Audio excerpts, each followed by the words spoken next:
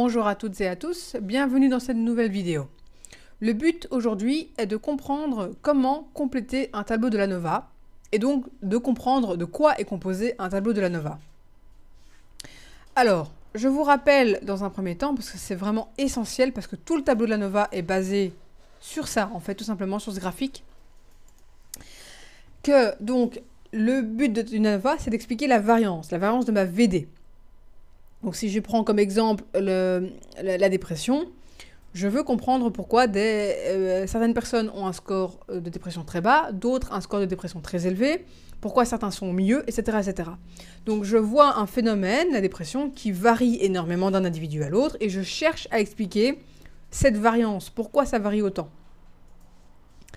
Donc ma variance totale, qui est donc quelque part là, à quel point ma VD varie, se décompose en deux choses. On a la variance intergroupe qui est, jusque-là je vous parlais de variance expliquée. Donc la variance expliquée, si j'ai une ANOVA 1, donc avec une seule VI, ma variance expliquée, c'est la variance expliquée par la VI que j'ai, la seule et unique. Par exemple, le genre. Est-ce que le genre peut expliquer la dépression? Cette variance expliquée, on peut aussi l'appeler la variance intergroupe. Pourquoi? Parce que justement, la variance expliquée, vu que ma VI, dans le cas d'une ANOVA, ma VI est qualitative, ça veut dire quoi? Ça veut dire que si ma VI permet d'expliquer une partie de la variance, ça veut dire que l'appartenance à un groupe est déterminante. Que le fait d'être un homme ou une femme n'est pas pareil, n'a pas le même impact sur le score de dépression. Donc, variance intergroupe, parce que quand cette VI est significative, ce qui est le cas pour le genre permet d'expliquer une partie de la dépression, ça veut dire que le fait d'appartenir à un groupe est donc déterminant dans une certaine mesure, et donc je peux expliquer pourquoi mon score varie, et donc en fonction de savoir, en fonction que le participant soit un homme ou une femme. Donc en fonction de ma VI. Ça, c'est la variance expliquée. Il y a une partie de la variance que je n'arrive pas à expliquer, c'est la variance résiduelle. Quoi qu'il arrive, même en ajoutant énormément de variables, je n'aurai jamais un modèle parfait qui explique 100% de ma variance. Donc, quoi qu'il arrive, ce score, la variance résiduelle, ne sera jamais nul. Jamais, jamais.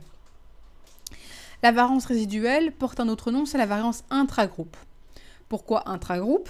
Parce que le genre permet d'expliquer la variance de la dépression.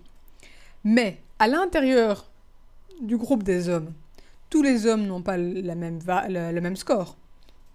Tous les hommes ne présentent pas des symptômes dépressifs de même intensité.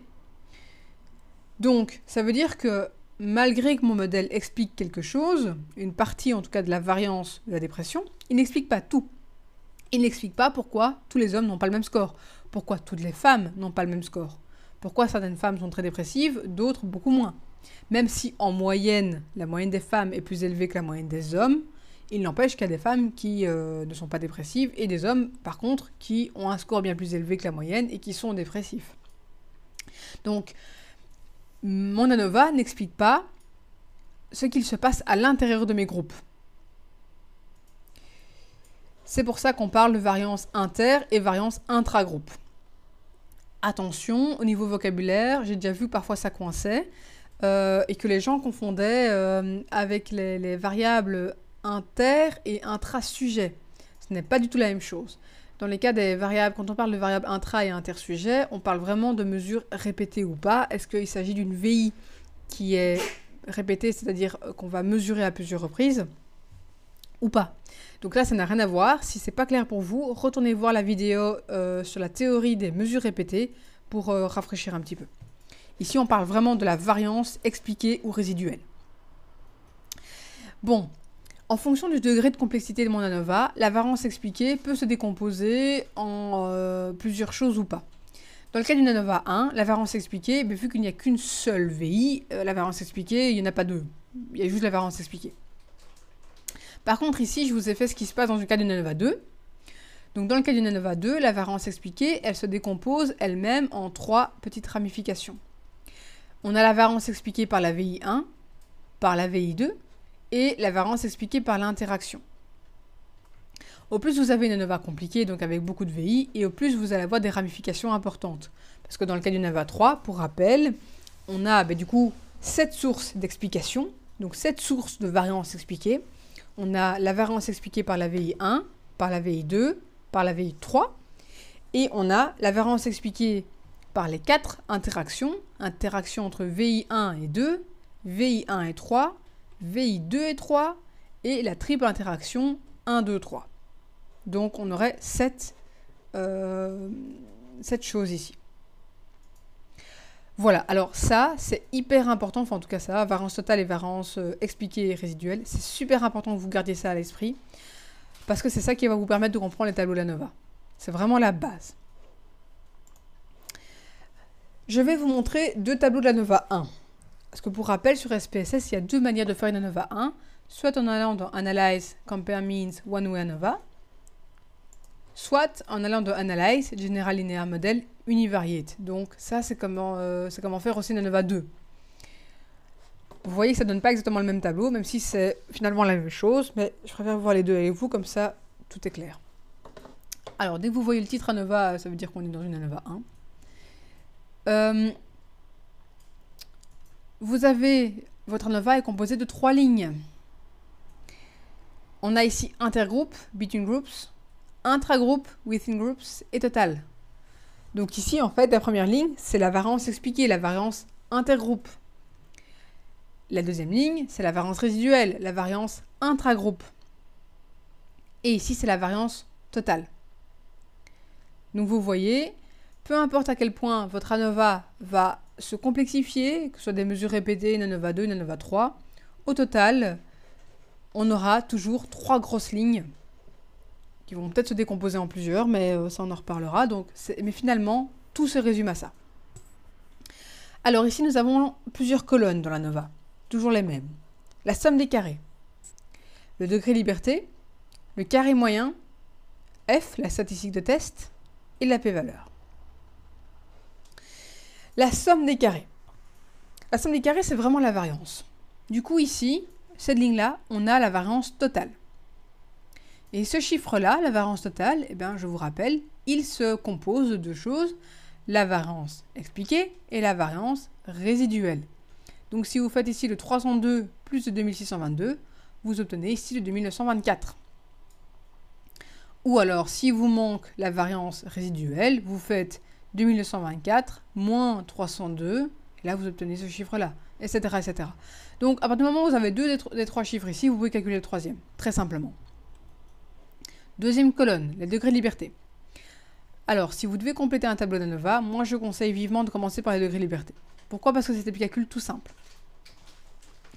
On a ici le premier degré de liberté, le degré de liberté de la variance expliquée, c'est K-1. K, c'est le nombre de groupes de la VI. Donc, ici, notre VI, c'est le genre. Le genre est composé de 2 catégories, hommes-femmes. Donc, 2 moins 1 est égal à 1. Le degré de liberté de la variance résiduelle est N-K. On a 50 participants. Moins K qui est égal à 2, 48. Et la variance totale, N-1, 50-1, ça fait bien 49.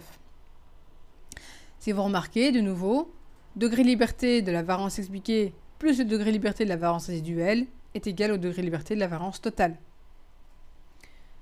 Donc, de nouveau, c'est aussi une manière de vérifier que vous n'êtes pas trompé dans vos calculs. Le carré moyen.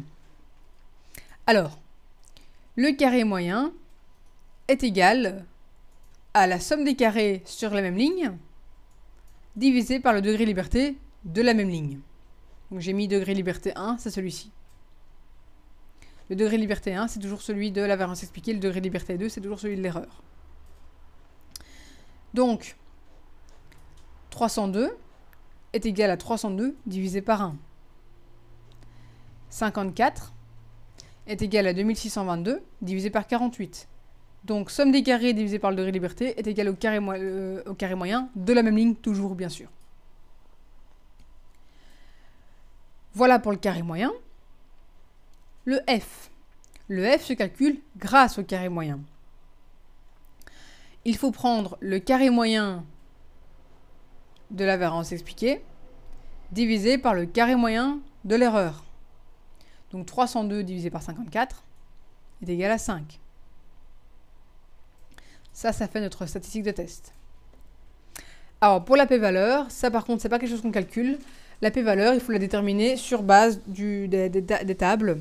Donc, table F, dans ce cas-ci, vu que notre statistique de test est un F, avec comme degré de liberté 1 et 48.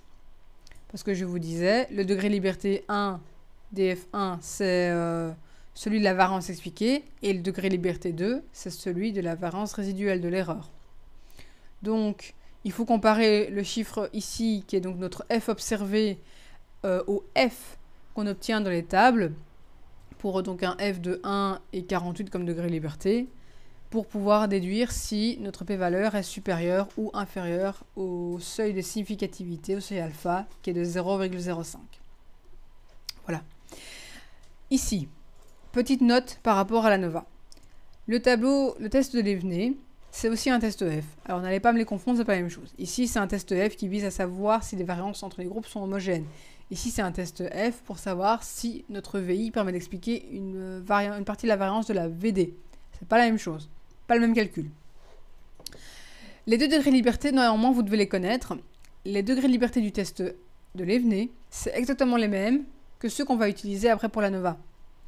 Donc, c'est le degré de liberté de la variance expliquée et le degré de liberté de la variance résiduelle. Là, vous avez les deux mêmes degrés de liberté. Voilà pour la NOVA 1 calculée avec le one-way ANOVA. Alors, qu'en est-il pour la NOVA 1, mais calculée avec le univariate? Finalement, c'est pas beaucoup plus compliqué. J'ai barré deux lignes qui sont complètement inutiles, qu'il ne faut pas regarder, qui est intercept et total. Attention, pourquoi je barre le total? Parce qu'on a un total corrigé. Dès que vous voyez que total coexiste avec total corrigé, vous ne vous posez pas la question et vous prenez le total corrigé. Donc, j'ai barré les lignes non nécessaires et vous voyez qu'il nous en reste 4. Il nous reste le modèle corrigé qui est en fait le modèle. Le modèle, dans ce cas-ci, n'est composé que d'une seule VI. Et du coup, forcément, tous les chiffres seront exactement les mêmes. Pourquoi? Parce que c'est la même chose. Mon modèle ne contient qu'une seule VI. Du coup, le calcul pour mon modèle est le même que le calcul pour ma VI. Donc, on a la variance expliquée deux fois, même chiffre. On a la variance de l'erreur et on a la variance totale. Donc, finalement, c'est exactement la même chose. Ça plus ça est égal à ça. Ou vous pouvez prendre celui-ci, ça ne change rien. La somme des carrés du modèle plus la somme des carrés de l'erreur est égale à la somme des carrés du total. Degré de liberté, on est de nouveau k-1, n-k, n-1. C'est la même chose. Celui-là plus celui-là est égal à celui-là. Carré moyen, c'est la même chose. On fait ce chiffre-là, somme des carrés divisé par son degré de liberté est égal au carré moyen. Le f se calcule de la même manière. Carré moyen de la variance expliquée divisé par le carré moyen de la variance de l'erreur est égal à f. Notre f permet de déterminer si notre p-valeur est significative ou non, supérieure ou inférieure à 0,05. Et alors, par contre, là, ce qu'il y a de nouveau, c'est le état carré. Lorsqu'on fait le one-way ANOVA, on ne peut pas calculer le état carré sur SPSS. C'est d'ailleurs ça une des raisons qui fait que je n'aime pas utiliser le one-way ANOVA. Mais soit. Et donc, on a le état carré ici. Le état carré, attention, qui n'est pas le même dans le cas d'une ANOVA 2, c'est pas le même calcul, on le verra pour la ANOVA 2. Dans le cas d'une ANOVA 1, le état carré est tout simplement le calcul suivant, c'est la somme des carrés de la variance expliquée divisée par la somme des carrés totale. Pourquoi? Parce que vu que l'état carré, c'est quoi? C'est la taille de l'effet, c'est le pourcentage de la variance de ma VD expliquée par ma VI. Eh bien, si on fait la variance expliquée divisée par le total, ça nous donne un pourcentage. Voilà, tout simplement. Voilà pour la NOVA 1. On va passer à la NOVA 2. Alors, ça se complique, mais pas tellement. Qu'est-ce qui se passe? Ici, on a changé de cas. Notre VD, c'est maintenant la satisfaction au travail. Et pour expliquer la satisfaction au travail, on a pris deux VI, le contrat de travail et la taille de l'entreprise. Donc, qu'est-ce qui se passe ici? On a le modèle corrigé. J'ai de nouveau barré les deux lignes qui sont complètement inutiles. Intercept et total, il ne faut jamais les regarder. On a le modèle corrigé. Le modèle corrigé, c'est quoi? Dans le cas de ANOVA 2, mon modèle, c'est donc la variance expliquée qui se décompose en trois choses. VI1, VI2 et interaction. Donc ça veut dire que la somme des carrés du modèle corrigé, donc le 219 que vous observez ici, est égale à la somme des carrés de la VI1 plus la somme des carrés de la VI2 plus la somme des carrés de l'interaction. Donc ces trois chiffres mis ensemble donnent 219. Si vous voulez le total, ben vous faites comme d'habitude la somme des carrés de la variance expliquée plus la somme des carrés de l'erreur, et ça nous fait la somme des carrés totale. Vous pouvez prendre les trois chiffres qui composent la variance expliquée plus l'erreur, c'est égal. C'est un peu plus compliqué, mais ça revient au même. Voilà, donc dans mon tableau ici, j'ai gardé A, B et C pour pas s'en mêler les pinceaux. Et donc A est composé de alpha, bêta, gamma. Donc si je fais la somme de ces trois chiffres, j'obtiens A. Si je veux obtenir alpha, je peux faire A moins bêta moins gamma. Il me restera la différence qui sera alpha, etc., etc. Attention juste quand vous faites le calcul de la variance totale à ne pas additionner A avec alpha, bêta, gamma, parce que là vous additionnez deux fois la même chose. C'est juste A plus B. Voilà pour la somme des carrés. Degré de liberté. Alors, je vous ai dit que quoi qu'il arrive, le degré de liberté 1, c'est toujours celui de la variance expliquée. Donc ici, il y a 4 fois df1, mais c'est naturellement 4 degrés de liberté différents. Dans le cas d'une ANOVA 2, on va plus parler de K, on va parler de A et de B.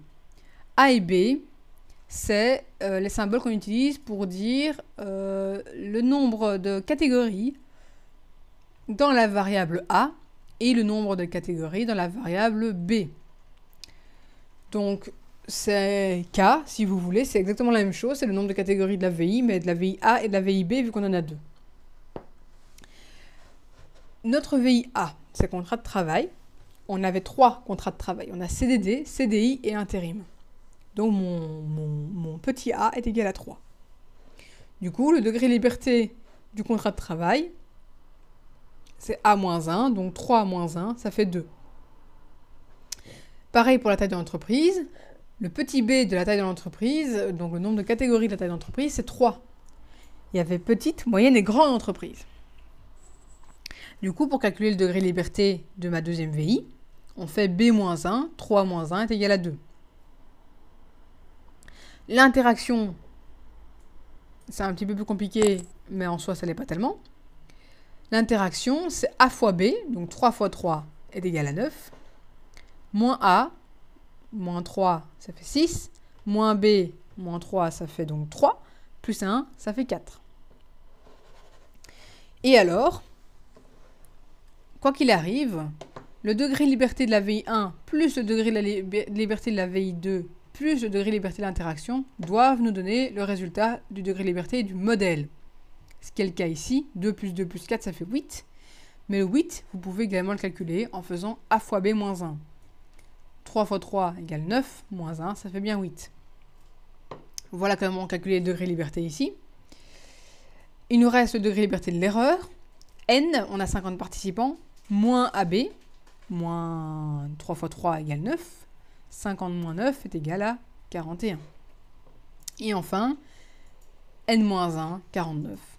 Et donc, à nouveau, ce 49, ce N-1, ce degré de liberté de la variance totale, vous devez l'obtenir en faisant le degré de liberté de la variance expliquée plus le degré de liberté de la variance résiduelle. Donc, 8 plus 41 est bien égal à 49. C'est une autre manière de vérifier que vous ne vous êtes pas trompé. Voilà pour les degrés de liberté. Les carrés moyens. Alors, les carrés moyens, c'est toujours la même logique. C'est, on prend la somme des carrés et on le divise par son degré de liberté. Attention, j'ai mis des F1 à chaque fois pour pas m'amuser à remettre AB ou moins 1, etc. Mais c'est donc, naturellement, celui de la ligne. Donc ici, on fait 219 divisé par 8 égale 27. 10 divisé par 2 égale 5. 91 divisé par 2 égale 95. 14 divisé par 4 est égal à 3. 68 divisé par 41 est égal à 1. Donc vous n'en mêlez pas en pinceau, restez bien en ligne et tout se passera correctement. Mon F. Alors, ici, dans une ANOVA 2, ce qui se passe, c'est qu'on a plusieurs hypothèses. Donc on a plusieurs F et plusieurs P-valeurs. On a 3 hypothèses Est-ce que ma VI 1 est significative? Est-ce que ma VI 2 est significative? Est-ce que mon interaction est significative? Se rajoute à ça le F du modèle. Est-ce que mon modèle est significatif? En soi, le F du modèle, on l'utilise jamais. Mais sachez cependant à quoi ça correspond. En fait, c'est simplement le F du modèle nous permet de savoir si oui ou non, et donc la p-valeur associée, est-ce que mon modèle permet d'expliquer quelque chose. Dans le cas où mes trois p-valeurs ici avaient été non significatives, bah alors il serait devenu non significatif également.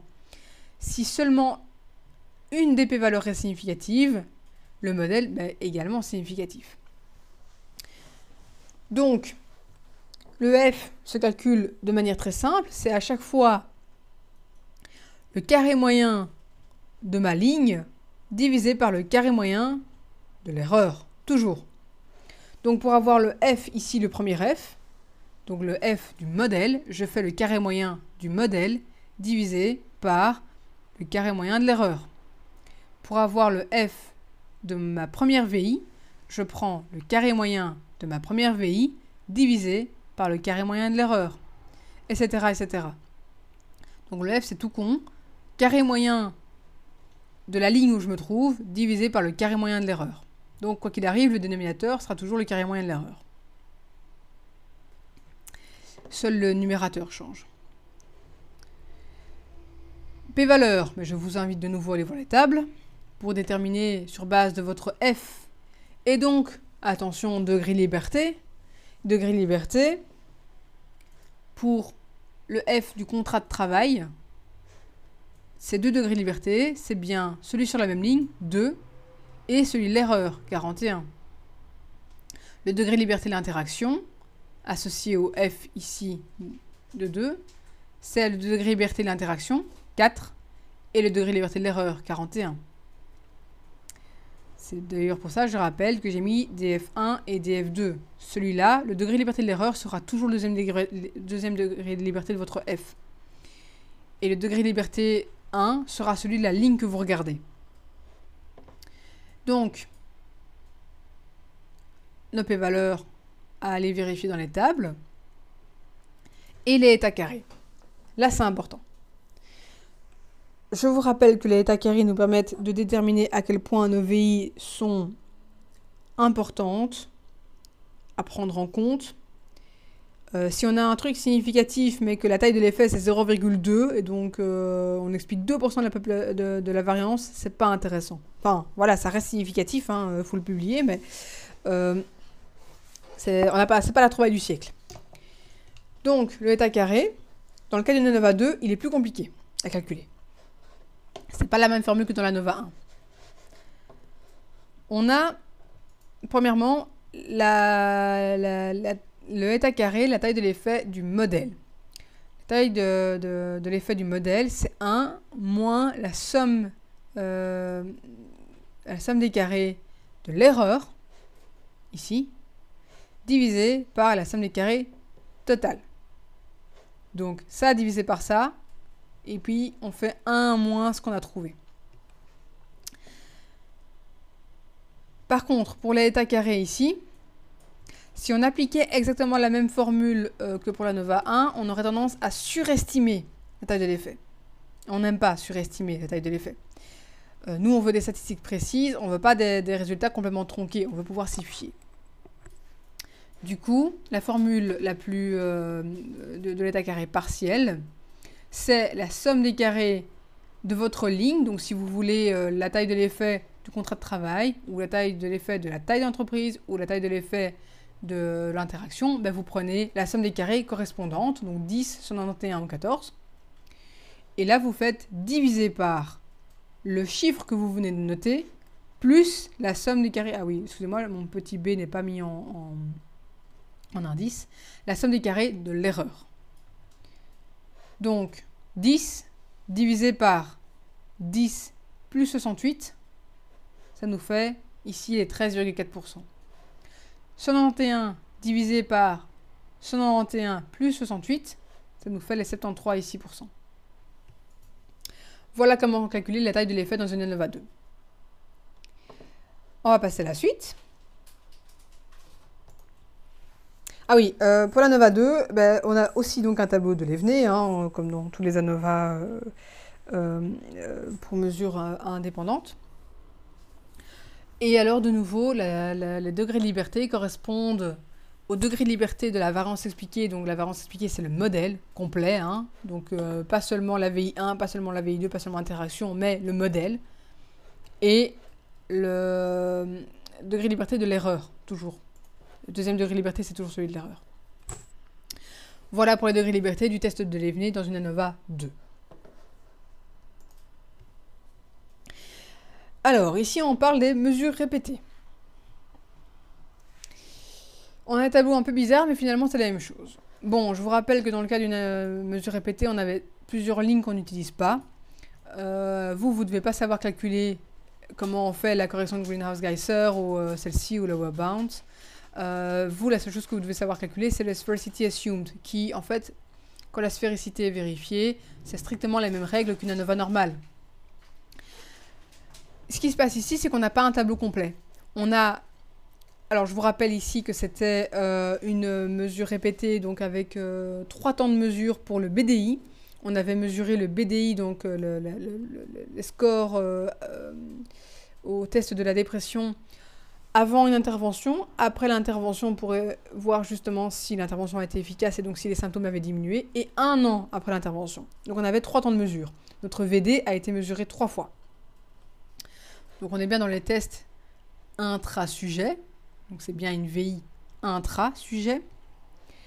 Et donc là on a des tableaux qui sont incomplets. On a ici, c'est la variance expliquée par la VI within, donc la variance expliquée, hein. Et là, on a l'erreur. Donc, on n'a pas le total. Bon, on pourrait l'avoir. Vous pourrez le calculer. Mais soit.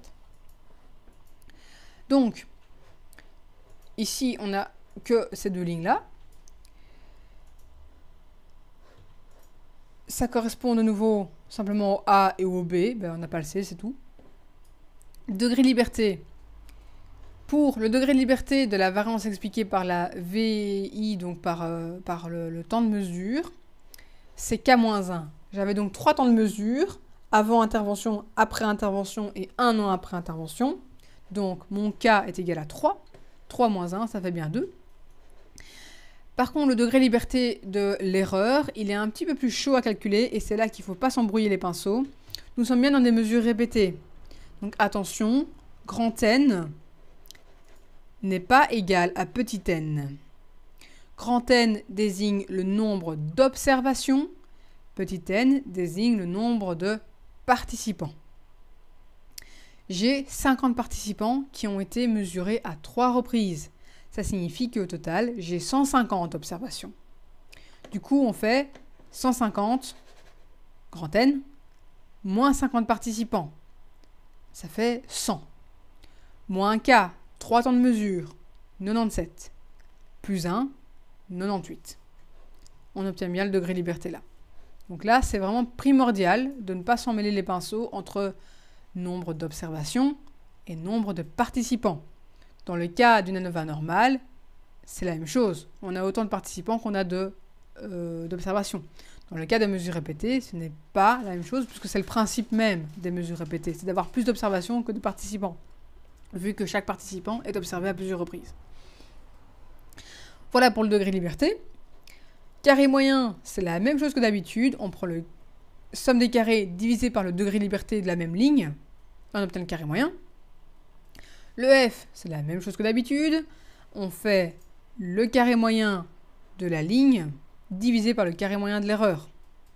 Donc 1,673 divisé par 0,041, ça fait 40. Aussi incroyable que cela puisse paraître. Et la p-valeur, ben, comme d'habitude, on va voir les tables. Avec le F associé, ici on a 40, c'est notre F observé, avec des degrés de liberté 2 et 98. Voilà, ça c'est les mesures répétées. Et alors, l'ANOVA mixte. Donc l'ANOVA mixte, qu'est-ce qui se passe? On a donc au moins une VI intra-sujet et au moins une VI inter-sujet, ce qui signifie qu'on va devoir regarder dans 2 tableaux. On va aller voir regarder dans le test of between subject effects, donc les effets inter-sujets pour mes VI inter, Et on va devoir aller compléter avec ce tableau-ci le test of within subject effects, donc les effets intra-sujets. Alors, on commence par le tableau SPSS between, donc pour ma VI between. De nouveau, je barre intercept. De nouveau, on a un tableau incomplet, on a la VI et on a l'erreur. L'erreur, attention, elle est directement liée à l'erreur pour le genre. Parce qu'en fait, dans un ANOVA mixte, vu qu'on a des VI intra et intersujets, on a deux types d'erreurs. Parce que dans le tableau within ici, qui est par la même VI, hein, on a également l'erreur.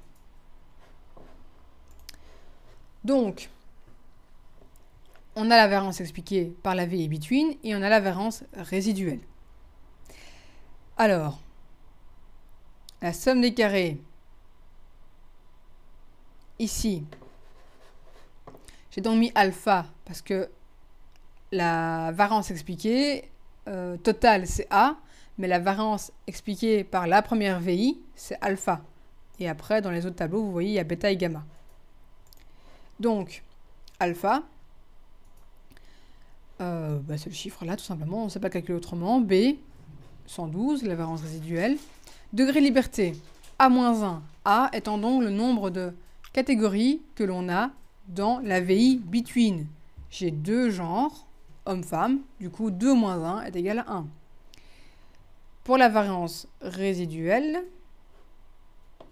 on a le degré de liberté petit n moins a. Petit n, donc le nombre de participants, pas le nombre d'observations. Le nombre de participants est 50, moins 2, 48. Et enfin, on a le carré moyen. Carré moyen, de nouveau, c'est la même chose. On prend la somme des carrés de la ligne divisé par le degré de liberté de la ligne. On obtient le carré moyen de la ligne. Pareil pour l'erreur. F, toujours le carré moyen de la ligne divisé par le carré moyen de l'erreur. Donc, 22 divisé par 2 égale 9. Voilà pour le F. Et alors, le SIG, comme d'habitude, pour la p-valeur, on va voir les tables pour savoir si c'est inférieur ou supérieur à 0,05. Donc, ça, c'est la première partie de notre ANOVA mixte. Pour aller voir la suite, parce que pour rappel, finalement, c'est une ANOVA 2, elle a 2 VI, donc ça veut dire qu'il y a 3 hypothèses. Là, on a testé l'effet principal du genre. Et ici, on a donc l'effet principal du temps et l'interaction entre nos deux VI et l'erreur qui est propre aux mesures répétées, au facteur within. Donc on a la suite du tableau, mais de nouveau incomplet, hein. De nouveau la variance totale on l'a pas, donc ça vous ne devez pas savoir calculer. On a la variance expliquée par la VI within et la variance expliquée par l'interaction. Alors de nouveau, hein, j'ai noté bêta et gamma parce que c'est une des parties de la variance expliquée, c'est pas la variance expliquée. Et B, donc la variance résiduelle. De nouveau, pour les degrés de liberté, qu'est-ce qu'on a ici? On a B-1, B étant le nombre de catégories de la VI intrasujet. Dans la VI intrasujet, qui est le temps, c'est donc B, c'est le nombre de temps de mesure. On a 3 temps de mesure. Donc B-1, ça fait 2. La variance expliquée par interaction, à nouveau, c'est un peu compliqué, mais pas tant que ça. A, c'est donc le nombre de genres, le nombre de catégories dans la variable genre 2, fois 3 temps de mesure, petit b, ça fait 6, moins 3, ça fait 3, moins 2, ça fait 1, plus 1, ça fait 2. La variance résiduelle, pour le degré de liberté, on prend le nombre d'observations, 150, vu qu'on a 50 participants qu'on a observés à 3 reprises. 150, moins 50 participants, petit n. Ça fait 100. Moins A fois B, ça fait 6. Donc 100 moins 6, ça fait 94. Plus A, le nombre de catégories. Attention, là, il ne faut vraiment pas se tromper. A, c'est donc bien pour la variable between. Donc c'est le nombre de catégories de la VI intersujet.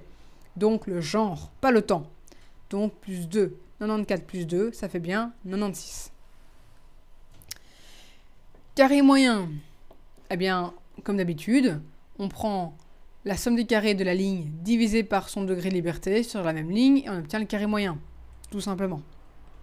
Le f comme d'hab, on prend le carré moyen sur la même ligne que le f, divisé par le carré moyen de l'erreur.